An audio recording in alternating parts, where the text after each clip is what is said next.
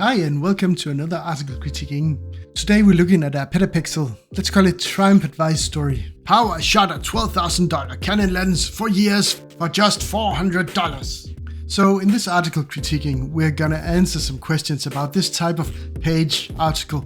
Most people probably couldn't tell the difference between petapixels and f-stoppers and the like for a good reason. So why is this a terrible article? How was it basically free, and is this a standard petapixel piece? We'll find out. But let's start with his version. He sold a $12,000 lens for $400 less than he paid. And as he writes, that doesn't even factor into the sales of photos by the lens. The first, let's say, money-saving tip in this story is, yes, he did buy a $12,000 lens, but he had Canon Premium Membership, CPSA, which gave him a rebate of $1,600. So it was technically only $10,400. And he sold it for $10,000 after 4 years, which is why he lost $400. But then again, he also bought some protective equipment, a replacement foot, a lens cover, travel coat, and lens backpack. First off, protection is always a good investment, no matter what idiots like Petapixel or something says sometimes. So what could be wrong? It seems like a nice story about a sway businessman and photographer. What could be wrong? Well, that's the thing with the protection, first of all. He does not count that as a loss or as spending money. And we'll get back to that, but yeah, that's a bit the theme here. So why not let's start with that. As I'm mentioning, the protection equipment would run him somewhere between $1,000 and $2,000 when he bought it. But let's go with him getting some pretty good deals and stuff. So let's say the $400 loss and the protection equipment would be about $1,400. Then we set it pretty low to help his amazing story. That brings us to the CPSA, the Canon Premium Platinum membership. That's $300 a year. And as he explains, he had to have this membership for 4 years to get this rebate. But we're not counting how long he was member before buying. But there's an extra catch for this amazing membership. To become a member, you need points that are based on Canon equipment purchases, which depreciates over time faster than the resale price. And only high-end and new equipment like full-frame cameras count, with the exception of the 70 Mark II or 60D and their predecessors. And there's not really an easy way to explain this because it will be dated by the time people might watch this, kinda. But gold membership is 20 points. And with point values as of 2018, why 18? Because it was the first chart I could find that was more or less precise. But at 2018, you would need at least 2 pro-level bodies like the 5D Mark III and a 5D Mark IV, plus an EF24-205 f4L IS USM lens, and some extra stuff. Basically, it's close to 20,000 if you want to buy to be able to have 20 points. The catch here is you might get gold in 2018 with that purchase, but you'd lose too many points to keep gold throughout 2019 without purchases. But the kicker here is platinum membership is 50 points, and maybe you can do some really good purchases, but of things that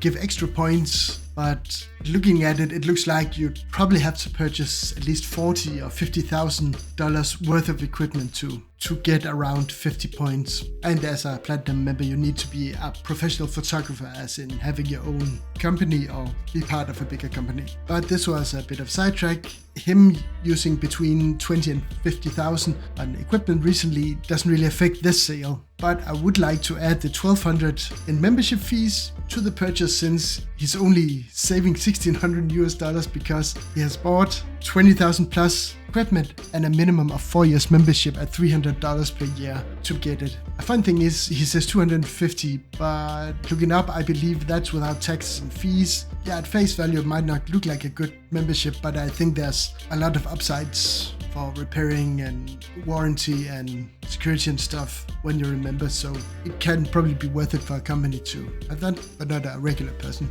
And we go on with some lies, mistakes, or stupidity. Here's one of those big ones. As he writes, since the launch of the Canon 200-400mm lens, the Canadian retail price has increased steadily from $12,000 to $16,079 at the time of writing this article. That's a pretty crazy price increase in about 4 years. Yes, that would be a crazy increase. But sadly, it's stupidity and also lying. I'll try to make this as quick as possible. Right around when he bought that, the Canadian dollar depreciated about 25% in value in less than 2 years. And since 2015, it went up and stayed about 30 to 35% at the time of this article and after. That means the price didn't rise. The value of the money he's using fell. So the price didn't change anywhere because 12,000 Canadian dollars were about 11,000 US dollars. Now 16,000 Canadian dollars is about 11,000. So sure, it might be pure stupidity that he can't grasp that, but it's definitely also lying when looking up currencies is just a Google search away. And he can't possibly be so oblivious that he has not noticed or heard that the value of the Canadian dollar had been steadily falling in value for the past 10 years actually, compared to the US dollar, for example. Seriously, if he had looked up prices in America, wouldn't he be surprised, say, wait a second, this costs 16,000 here, I can buy it for 12 there. Maybe I should save those monies. But also, during this, he does not specify currency and he does switch a bit between US dollars and Canadian dollars without putting it out. I do get being from Canada, and in Canada, he would just say dollars instead of Canadian dollars. But it might be helpful to not confuse people who does not know this article is from Canada and doesn't know the difference between Canadian dollars and American dollars and think American wages. But that's another story. I'm going to back to, but seriously, how can you be so oblivious to the world that you go, whoa, I'm basically printing money here. No other explanation than I'm an investing genius. No need to look into why. I just made the best purchase ever. He's the kind of guy who would go for NFTs now because, whoa, like better time. The price is low. When I buy it, it's gonna skyrocket again. Okay. My problem here is he basically lost 25% of all his savings and earnings. I don't know if he raised his price and he went, whoa, my prices just went up. I got more in salary, whatever. But it's really, no. Your money's just less worth. That's the thing. So if we're going to be really blunt, his sale of 10,000 Canadian dollars is around 7,500 US dollars. As of 2020, which is when the article is written, that also means that the lens itself has lost almost 38% of its $12,000 value in 2016, and that's without calculating for inflation. Let's go a bit on. So what is the tally? Well, he had a loss of $400 when he sold it. Loss protection upwards of $2,000, but we're gonna say $1,000 just to be kind. Membership at least $1,200. And then he sold it for 10,000. But keep in mind, this is 10,000 Canadian dollars, which at the time would be worth about 7,500 US dollars, which already expressed is the problem with the article. He goes from prices and money that's in US dollars to Canadian dollars. At the time, they're much less worth. So basically, that's a total of $5,100 he has lost at least. That's not $400 after 4 years. That's $1,275 per year he has lost in value. That is a 40% loss from the original purchase price, a 45% loss at the lowest estimated purchase with accessories and without any other expenses during the 4 years of service. $13,500 is the minimum he has paid. But on the other hand, if he had sold an average of $106 worth of pictures every month from this lens only, then it was technically free as long as his time is worth nothing, at least. Although this brings me to the fact that if this should be really technically correct, honest and true, then he should have considered the purchase and sale with inflation, cleaning, maintenance and other costs. I can't say how much he used in that, but just taking the price of what he said he bought, then his $12,000 lens with equipment would have cost him close to 15,000 Canadian in 2020, which means he very likely lost more than 50%. So yeah, sure, he made an okay sale, but it would be interesting to know how big a loss he had on the rest of his probably around $60,000 worth of equipment, since he sold all his Canon equipment because he was switching to Sony. This is something he tells in the story.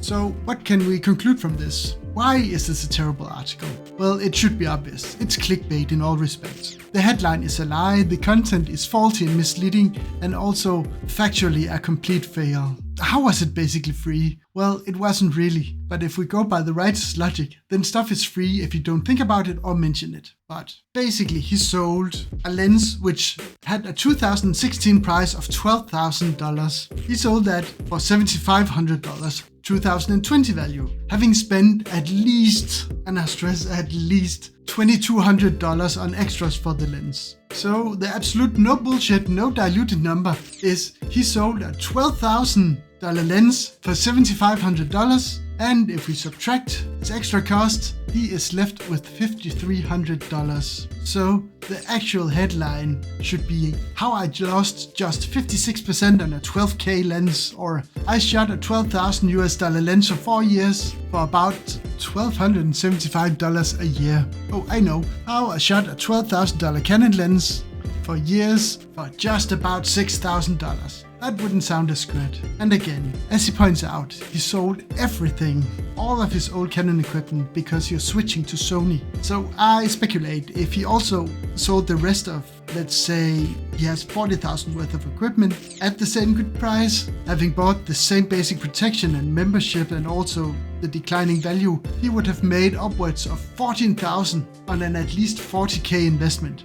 And that's actually with the $5,100 from this sale added to it. Okay, so is this a standard petapixel piece? Unfortunately, yes. This is even one of the more high caliber articles. But as with most of these articles, they're in it for the clicks and money, not the love or the passion. Which is also why most petapixels and f-stopper articles are in fact sponsored, even though they call them articles and they're just video clips. So stay safe and don't listen to the paid parrots. And also sometimes try to read and break down the madness. Most comments just go, sure, things have a resale value, not even noticing the money pit. Once again, don't trust the financially insolvent parents. No, the mathematically challenged parrots. Oh, know what? I'll just end on a take care this time. Take care. Come back if you like what you see or hear.